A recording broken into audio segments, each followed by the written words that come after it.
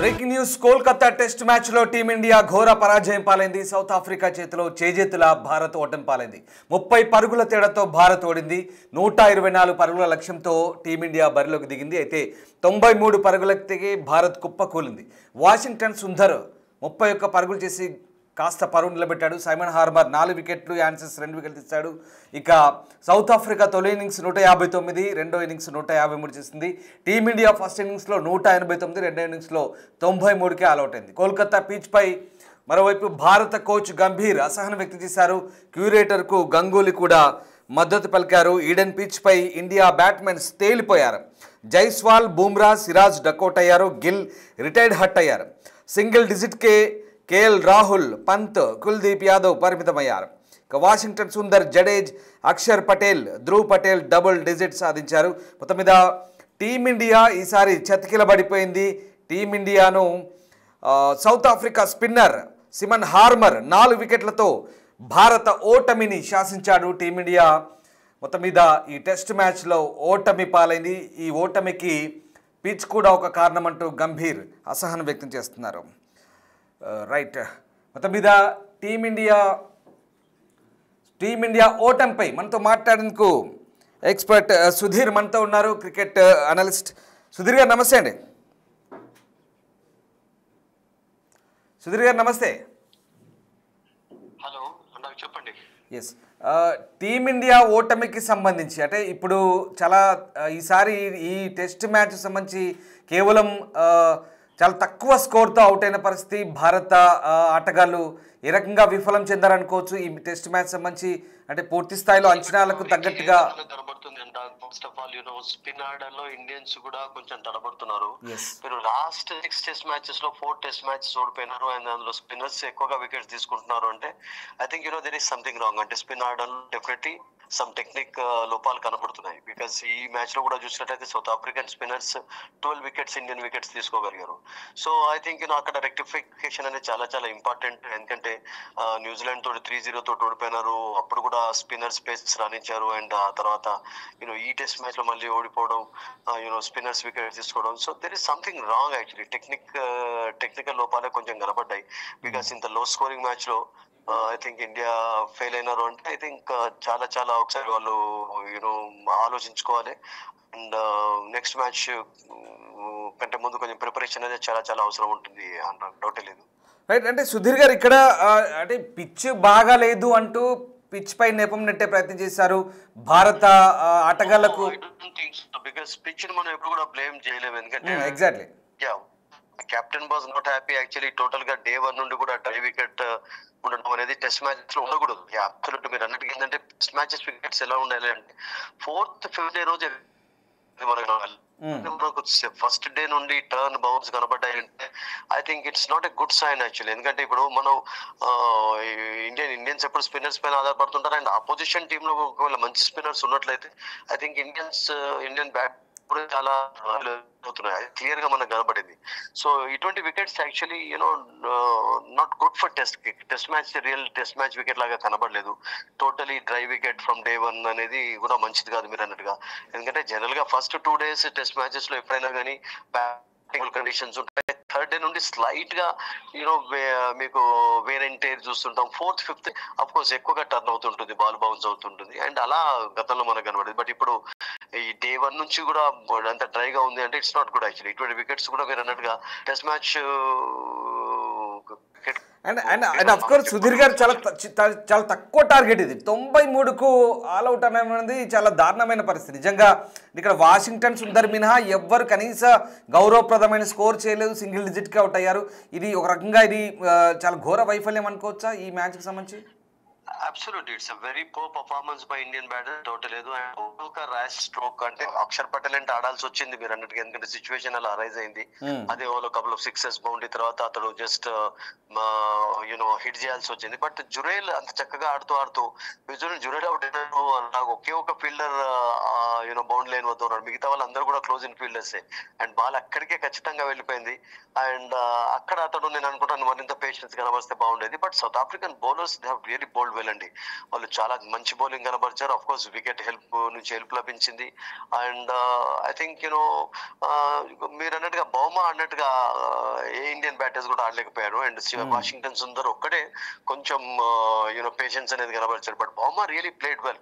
ఈ రోజు వాళ్ళు రియల్లీ చెప్పాలంటే 123 టార్గెట్ కు కారణం కూడా బౌమా 55 నాట్అవుట్. ఈ రియలీ ప్లేడ్ వెల్ అండి, బ్రిలియంట్ గా ఆడాడు. అండ్ ఒక కెప్టెన్సీ నాకు అతడు ఆడడంతో కనీసం వాళ్ళకి రన్స్ అన్న వాళ్ళకి వచ్చాయి. సో ఆ టెంపర్మెంట్ అనేది కొంచెం లోపించినట్టుగా అబ్సల్యూట్లీ కనబడింది. అండ్ శుభన్ గిల్ కూడా మిస్ అయినారు అన్ఫార్చునేట్లీ. స్పామ్ గ్రామర్ తో రావడంతో అతని నెక్ లో ఫస్ట్ ఇన్నింగ్స్ లో కూడా అతడు ఫోర్ తర్వాత ఎప్పుడైతే వెళ్ళిపోయినాడో ఆ తర్వాత మళ్ళీ తిరిగి రాలేదు, హాస్పిటల్ తీసుకెళ్ళవలసి వచ్చింది అతన్ని. నెక్స్ట్ టెస్ట్ మ్యాచ్ లో కూడా డౌట్ గానే కనబడుతున్నాడు అతను ఆడతాడా లేదా వెయిట్ అండ్ సీ. ఎందుకంటే గౌహతిలో జస్ట్ త్వరలోనే స్టార్ట్ అవుతుంది కనుక అప్పటి వరకు ఫిట్ గా ఉంటాడో చూడాలి అని కూడా నేను అనుకుంటాను. మిస్ అయింది. బట్ అతను లేకపోవడం అనేది ఆఫ్ కోర్స్ ఇట్స్ ఒక లేమ్ ఎక్స్క్యూజ్, డౌట్ లేదు. బికాస్ మిగతా బ్యాటర్స్ అందరూ కూడా మీరు అన్నట్టుగా పేషెన్స్ అనేది కనపరచలేదు. అండ్ ముఖ్యంగా జాన్సన్ కూడా ఈ రియలీ బౌల్డ్ వెల్ అండి. ఫస్ట్ 2 వికెట్స్ సర్ప్రైజింగ్ డెలివరీస్ తోటి అతనికి లభించాయి. అండ్ ఆ తర్వాత స్పిన్నర్స్ కు గ్రిప్ అనేది లభించింది. సో ఐ థింక్ ఓవరాల్ గా సౌత్ ఆఫ్రికా ఈ లో స్కోరింగ్ మ్యాచ్ లో ఎక్కడ కూడా వాళ్ళు అసలు యాక్చువల్ గా అంటే పట్టు అనేది కోల్పోలేదు అసలు. అండ్ ఆఫ్ కోర్స్ సుధీర్ గారు ఇక్కడ ఇంకో విషయం అండి, ఇక్కడ సిమన్ హార్మర్ నిజంగా భారత ఓటమిని శాసించినట్టుగానే కనబడుతుంది మనకు 4 వికెట్లు తీయడం ద్వారా. సో ఓవరాల్ గా ఇప్పుడు టోటల్ గా 8 వికెట్స్ తీసుకున్నాడు ఫస్ట్ ఇన్నింగ్స్ లో. సెకండ్ బెస్ట్ ఫిగర్స్ అతను తట్టు చాలా తక్కువ రన్స్ ఇచ్చి. మీకు మహారాజ్ ఒక్కడే కొంచెం స్పిన్నర్స్ లో ఎక్కువ రన్స్ ఇచ్చాడు కానీ but otherwise Harmer has been very good for South Africa అంటే చాలా అద్భుతంగా బౌలింగ్ చేస్తున్నాడు అతను. మంచి టెక్నిక్ అతనికి ఉంది. అండ్ వెరైటీ అతని బౌలింగ్ లో మనం చూస్తున్నాం కదా, స్లో డెలివరీస్ వేస్తాడు. బాల్ ఒకవేళ టర్న్ అయిన సిచ్యువేషన్ ఉన్నప్పుడు అతను ఆడడం చాలా కష్టంగా మారుతుంది. అండ్ అది రియల్ గా ప్రూవ్ చేస్తున్నాడు అతను. అండ్ హామర్ మీరు అన్నట్టుగా పికప్ ద బౌలర్స్ అండి. 8 వికెట్స్ తీసుకోవడం 2 innings లో 4-4. I think outstanding performance by him, no doubt about it. Yeah, of course. And finally Sudheer గారు ఇప్పుడు కోచ్ గంభీర్ అంటున్నారు భారత జట్టు వైఫల్యానికి ఈడెన్ గార్డెన్స్ సంబంధించినటువంటి ఆ పిచ్ పనితనం గురించి చెప్తున్నారు. ఇక్కడ మరి అంటే 2 ఇన్నింగ్స్లో చాలా తక్కువ స్కోర్లే నమోదయ్యాయి 2 వైపులా కూడా. సో ఇక్కడ మనం మరొకసారి ఒక చర్చ ఇప్పుడు ఇది బౌలింగ్కి అనుకూలంగా ఉందనుకోవచ్చా, బ్యాటింగ్కు సరైన అనుకూలత లేదనుకోవచ్చా, ఈడెన్ సంబంధించి ఎట్లాంటి చర్చ జరగవచ్చు మళ్ళీ?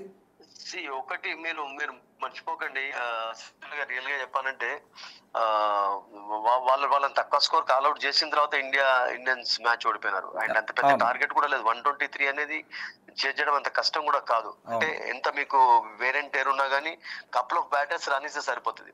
టెంపర్మెంట్ అనేది లోపించినట్టు క్లియర్ గా కనబడింది. బికాస్ లాస్ట్ 4-5 సిరీస్ మీరు 2021 నుంచి కూడా ఒకసారి మనం చూసినట్లయితే మనం చూస్తున్నాం కదా స్టాట్స్ కూడా, స్పిన్నర్స్ ఎక్కువగా వికెట్ తీసుకున్నారు. ఆపోజిషన్ స్పిన్నర్స్ ఎక్కువగా వికెట్ తీసుకున్నారు. ఇంగ్లాండ్ వచ్చినప్పుడు ఓడిపోయినా కానీ వాళ్ళ స్పిన్నర్స్ ఎక్కువగా వికెట్ తీసుకున్నారు. లాస్ట్ టైం న్యూజిలాండ్ 3-0 తోటి ఓడించినప్పుడు కూడా స్పిన్నర్స్ వికెట్ తీసుకోవడం. అండ్ ఈ పర్టికులర్ మ్యాచ్ లో కూడా స్పిన్నర్స్ 12 వికెట్స్ పడగొట్టారు. అంటే ఐ థింక్ కొంచెం టెక్నికల్ ఫాల్ట్స్ కూడా కనబడుతున్నాయి. ఇండియన్ బ్యాటర్స్ కి ఏదైతే మంచి పేరు ఉందో, ముఖ్యంగా స్పిన్ జబర్దస్త్ గా ఆడతారు, మంచిగా ఆడతారని చెప్పి, సో దాంట్లో కూడా మీకు ఖచ్చితంగా లోపాలు కనబడుతున్నాయి. సో వాటిని కూడా మనం అసలు యాక్చువల్ గా కాదనలేం. సో అక్కడ ఇంప్రూవ్మెంట్ అనేది డెఫినెట్లీ అవసరం. Because you definitely need temperament. మీకు బాల్ టర్న్ అవుతున్నప్పుడు పేషెన్స్ అవసరం ఉంటుంది. You cannot go for rash strokes. ఎక్కడో ఎడ్జ్ తీసుకొని అవుట్ అయిపోతుంటాం. ఇప్పుడు ఈ రోజు చూసాం అక్షర్ పటేల్ ఒక 6 సాధించిన తర్వాత మళ్ళీ వెంటనే అవుట్ కావాల్సి వచ్చింది. సో స్పిన్ అలా టర్న్ అవుతున్నప్పుడు మీకు కావాల్సింది ఏంటంటే వికెట్ పై నిలబడుతూ సింగిల్స్ తీయడం. అండ్ డిఫెన్స్ అనేది చాలా చాలా కీలకంగా మారుతుంది. మీరు చూడండి సౌత్ ఆఫ్రికన్ కెప్టెన్ ఎటువంటి టెంపర్మెంట్ కనబడుతుంది. సో అటువంటి టెంపర్మెంట్ డెఫినెట్లీ లోపించినట్టుగా కనబడుతుంది. డెఫినెట్ గా మీరు అంటున్నట్టుగా ఇప్పుడు ఈ స్పిన్నర్ల తోడిన గోతిలో భారత ఆటగాళ్లు పడిపోయి విలవిల్లాడినట్టుగా అనిపిస్తుంది. బ్యాక్ ఫైర్ అయిపోయింది. ఒక్కొక్కసారి బ్యాక్ ఫైర్ అండి. మన వికెట్స్ లేదా ఇండియన్స్ తయారు చేసుకుంటారంటే వాళ్ళ దాంట్లో మంచి స్పిన్నర్స్ ఉన్నట్లయితే కూడా ఓడించగలుగుతారని చెప్పి క్లియర్ గా ప్రూవ్ చేస్తున్నారు. సో అబ్సల్యూట్లీ అటువంటి వికెట్స్ తయారు చేయడం తోటి అపోజిషన్ టీమ్ లో మంచి స్పిన్నర్స్ అయితే అబ్సల్యూట్లీ అది బెడిసి కొట్టడం అంటాం కదా. రైట్. ఇప్పుడు ఈ ఫస్ట్ టెస్ట్ తో మనం అంటే ఎలాంటి లెసన్ నేర్చుకోవాల్సిన అవసరం ఉందంటారు సుధీర్ గారు Indian team? Lesson is nothing అండి. మీకు కొంచెం టెక్నిక్ అనేది చాలా చాలా ఇంపార్టెంట్. ఎందుకంటే ఇండియాలో జరుగుతున్నటువంటి మ్యాచెస్ అన్ని కూడా మీరు చూసినట్లయితే 2.5-3 days లో పూర్తయిపోతున్నాయి. డే 1 నుండి టర్న్ అనేది ఉండకూడదు వికెట్ పైన. డే 1 నుంచి కాకుండా మీరు గతంలో మీరు ఎన్ని సిరీస్లు తీసుకున్నా కానీ just if you go back 15-20 years ago India గెలుస్తున్నప్పుడు 4th, 5th డే వరకు కనీసం మ్యాచెస్ కొనసాగేవి. అంటే ఫస్ట్ 2 days బ్యాటర్స్ ఆడేవాళ్ళు. ఆ తర్వాత 3rd day నుంచి మేబీ బిట్ ఆఫ్ టర్న్ ఉండేది. ఆ తర్వాత వేర్ అండ్ టేర్ అనేది మీకు 4th, 5th డేలో ఎక్కువగా కనబడేది. సో అలా కాకుండా ఇప్పుడు dry wicket, totally dry wicket. Day 1 నుండి మీకు దుమ్ము అంటే మీరు జస్ట్ ఇమాజిన్ చేయండి అక్కడ ఎంత కష్టం అవుతుందో. అటువంటి వికెట్స్ టెస్ట్ మ్యాచెస్ లో ఉండకూడదు. టెస్ట్ మ్యాచెస్ లో కొంచెం స్పోర్టింగ్ వికెట్స్ ఉండాలి, అంటే బ్యాటర్స్ రాణించేటట్టు ఉండాలి, బౌలర్స్ కూడా కొంచెం హెల్ప్ ఉండాలి.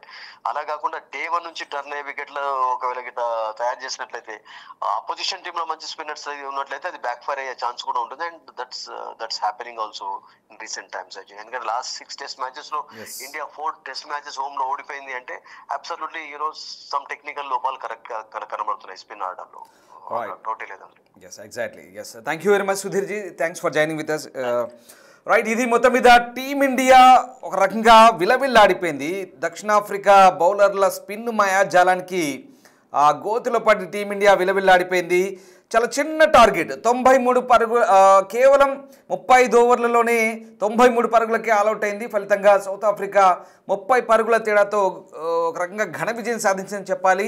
కేవలం చిన్న టార్గెట్ ఇది, 124 పరుగుల స్వల్ప లక్ష్యాన్ని కూడా టీమిండియా చేజ్ చేయలేకపోయింది. అంటే ఒక్కసారి అర్థం చేసుకోవచ్చు. దీనికి మన గంభీర్ చెప్తారు, ఈడెన్ గార్డెన్ ఏదో తేడా కొట్టిందంటారు.